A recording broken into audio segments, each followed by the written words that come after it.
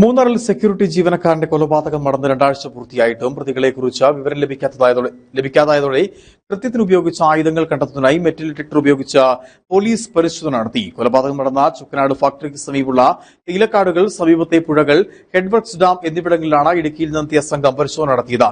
പരിശോധനയിൽ ഒന്നും കണ്ടെത്താനായിട്ടില്ലെന്നാണ് വിവരം. മൂന്നാർ ചൊക്കനാട് എസ്റ്റേറ്റിൽ സെക്യൂരിറ്റി ജീവനക്കാരനായി ജോലി ചെയ്തു വന്നിരുന്ന കന്നിമല ഫാക്ടറി ഡിവിഷൻ സ്വദേശി രാജപാണ്ഡിയെ കഴിഞ്ഞ 22-നാണ് മരിച്ച നിലയിൽ കണ്ടെത്തിയത്. രാവിലെ ഭക്ഷണം പാകം ചെയ്യാനായി സെക്യൂരിറ്റി ക്യാമ്പിലേക്ക് പോയ രാജപാണ്ഡിയെ പിന്നീട് മരിച്ച നിലയിൽ കണ്ടെത്തുകയായിരുന്നു.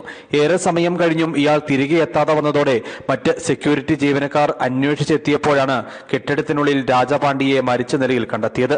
പോലീസിന്റെ പ്രാഥമിക അന്വേഷണത്തിൽ രാജപാണ്ഡിയെ ക്രൂരമായി വെട്ടിക്കൊലപ്പെടുത്തിയതാണെന്ന് ബോധ്യപ്പെട്ടു. തലയിൽ 7 കഴുത്തിൽ 2 വെട്ടുകയറ്റിട്ടുണ്ടെന്ന് പ്രാഥമിക പോസ്റ്റ്മോർട്ടം റിപ്പോർട്ടിൽ വ്യക്തമായിരുന്നു. വ്യക്തിവൈരാഗ്യത്തിന്റെ പേരിൽ നടത്തിയ കൊലപാതകമാകാമെന്നാണ് പോലീസിന്റെ പ്രാഥമിക നിഗമനം. സംഭവത്തിൽ വിശദമായ അന്വേഷണം നടത്തുന്നതിനായി പ്രത്യേക സംഘത്തെയും ഇടുക്കി ജില്ലാ പോലീസ് മേധാവി നിയോഗിച്ചിരുന്നു. എന്നാൽ ദിവസങ്ങൾ പിന്നിടുമ്പോഴും കുറ്റവാളിയിലേക്ക് എത്തിച്ചേരാൻ പോലീസിന് ഇനിയും കഴിഞ്ഞിട്ടില്ല. ഈ സാഹചര്യത്തിലായിരുന്നു കൃത്യത്തിനുപയോഗിച്ച ആയുധങ്ങൾ കണ്ടെത്തുന്നതിനായി മെറ്റൽ ഡിറ്റക്ടർ ഉപയോഗിച്ച് പോലീസ് പരിശോധന നടത്തിയത്.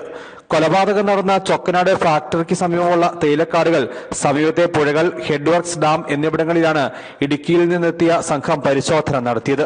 പരിശോധനയിൽ ഒന്നും കണ്ടെത്താനായിട്ടില്ലെന്നാണ് വിവരം. കൃത്യത്തിന് ശേഷം പ്രതികൾ ആയുധങ്ങൾ വലിച്ചെറിഞ്ഞിരിക്കാമെന്ന സംശയത്തിലായിരുന്നു പോലീസ് പരിശോധന നടത്തിയത്. അന്വേഷണത്തിന്റെ ഭാഗമായി പ്രതികളെക്കുറിച്ച് വിവരം നൽകുന്നവർക്ക് 25,000 രൂപ പാരിതോഷികം, രഹസ്യ വിവരം നൽകുന്നതിനായി ഇൻഫർമേഷൻ ബോക്സുകൾ സ്ഥാപിക്കൽ, 150-ലധികം പേരെ ചോദ്യം ചെയ്യൽ, 100-ലേറെ പേരുടെ ഫോൺ കോളുകളുടെ പരിശോധന എന്നിവയും പോലീസ് നടത്തിയിരുന്നു. News bureau, Adimali.